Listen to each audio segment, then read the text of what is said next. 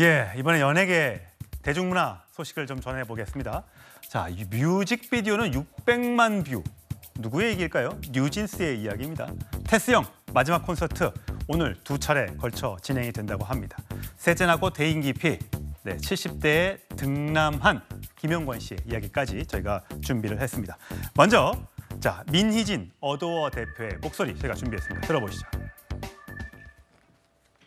아저씨들이 나 하나 죽이겠다고 1대1로 이거 응답을 하기 싫었던 거예요. 수준이 너무 낮아서. 얼마나 야비해요. 저 기자회견 한다니까 바로 전에 무당 막 풀잖아. 이 업을 하잖아. 욕이 안 나올 수가 없어.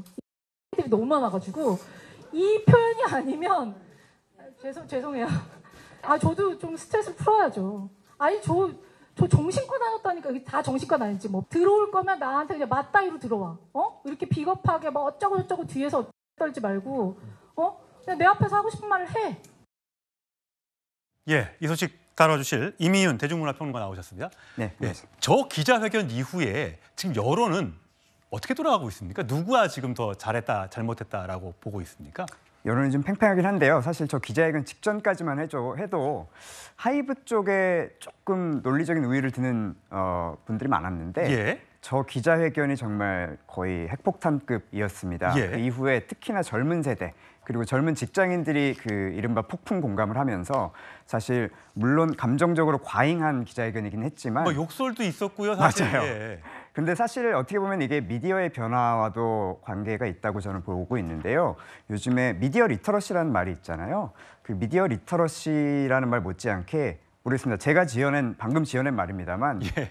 지금 세대들은 진정성 리터러시라는 게 굉장히 강합니다. 그러니까 아주 짧은 2, 3초짜리, 10초짜리 영상만 봐도 이게 이거 광고네, 이거 언플이네 이렇게 딱딱 예. 알아채요.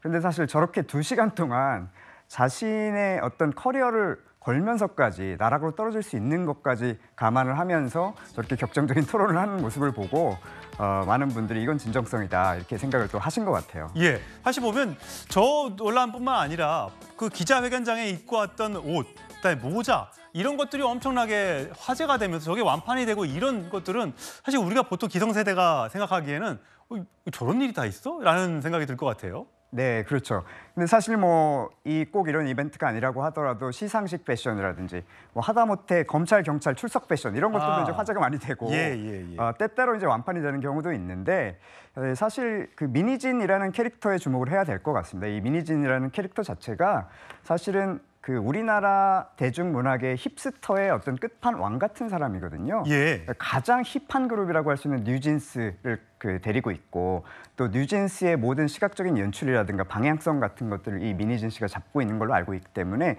그런 민희진이라는 캐릭터가 대중 노출이 그동안 많지 않았고 예. 이런 상황에서 기자회견에 입고 나온 저 굉장히 평범해 보이는 룩까지도 화제가 될 수밖에 없는 이런 상황이라고 저는 보고 있습니다. 하여튼 독특한 우리 연예계 K-팝의 새로운 문화를 보여주고 있는 하이브, 또 그 밑에 뉴진스 등등의 얘기가 있는데 사실 하이브 쪽에서는 민희진 대표의 기자회견에 대해서 뭐 여러 가지 반박을 하고 있습니다.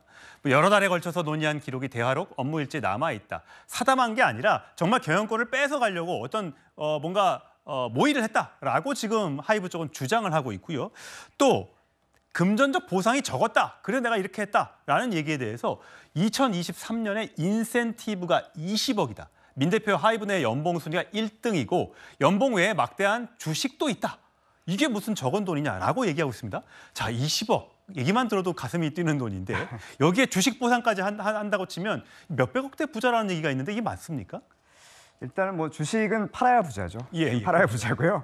그리고 이제 민희진 대표가 기자회견에서 얘기했듯이 이 주주간 계약에 관련된 조항이라든가 또 이제 여기에 얽혀 있는 경업 금지 조항 같은 것들이 있어요. 이런 것들을 다 종합적으로 고려할 때는 또 민희진이라는 사람이 어떤 돈보다는 본인의 자존심 같은 것들을 굉장히 중시하는 사람이다. 이런 것도 이제 기자회견에서 밝혀졌고 이런 것들 여러 가지 또 민희진 대표의 기자회견한 내용을 보면은 뭐 이를테면 박지원 하이브 CEO도 인센티브 10억 원 받았는데 내가 20억 원 받는 게 말이 되느냐 이런 얘기도 했는데 이 어쨌든 돈이 많느냐 없느냐 내가 부자냐 아니느냐 아니면은 내가 일한 만큼 보상을 받느냐 아니냐는 사실 감정적인 문제 어떤 상대적인 문제에 가깝기 때문에 이런 부분도 좀 봐야 될 것 같습니다. 그렇군요.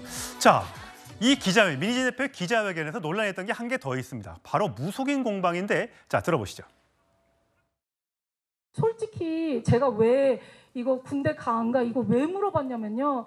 진짜 이건 좀 이상한 말일 수도 있지만 뉴진스 엄마 마음으로 그냥 이거 내 자식만 생각했었을 때 이 회사가 하이브가 나한테 하도 지긋지긋하게 구니까 BTS가 너무 에이스잖아요. 그러니까 에이스가 없는 상황에서 우리가 나오는 게 이게 활동하는 게 우리의 홍보 포인트가 더 잡히지 않을까? 저 그런 욕심으로 사실 물어본 거지. 이게 어디 사주가 어딨어? 그리고 구수로 군대를 가고 안 가고 하면 세상 사람 모두가 다 구태가지고 군대 가고 안 가고 하지. 그것도 그 무속인이 무슨 무속인 이게 아니라 제 지인인데 그냥 무속인인 사람이에요. 원래 지인인데 그러면 무속인인 사람은 지인으로도 두면 안 돼요? 예, 저 발언이 굉장히 화제가 됐었습니다. 무속인이 친구일 수도 있지 왜 그것도 뭐라고 하느냐. 근데 하이브에서는 인사 채용 이런 거 할 때 다 그 무속인들 물어봤다. 이게 제대로 된 경영자의 모습이냐. 그만둬라. 이렇게 주장하는 거잖아요. 네.